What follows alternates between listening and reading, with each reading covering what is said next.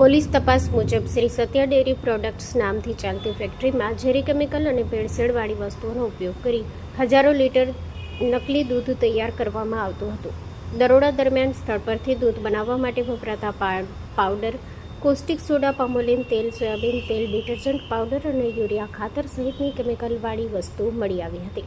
પ્રાથમિક તપાસમાં ખુલ્યું છે કે તૈયાર કરાયેલ ભેળસેળયુક્ત દૂધ અમૂલના પાઉચ જેવી પેકિંગમાં ભરી વેચાણ કરવામાં આવતું હતું.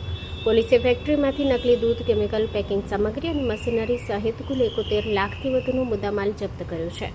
આ કેસમાં નકલી દૂધનું ઉત્પાદન અને વેચાણ કરતા 4 આરોપીઓને ઝડપી પાડવામાં આવ્યા છે. પકડાયેલ આરોપીઓને કોર્ટમાં રજૂ કરી રિમાન્ડ મેળવવાની તેમજ વધુ તપાસની કાર્યવાહી હાથ ધરાઈ છે. પ્રાંતિજના ગ્રામ્ય વિસ્તારમાં મિલાવટી દૂધનું વેચાણ થતું હોવાના મુદ્દે ખાદ્ય સુરક્ષા તંત્ર પણ સક્રિય બન્યું છે. Story report by Jitendra Solanki, Sabarkantha.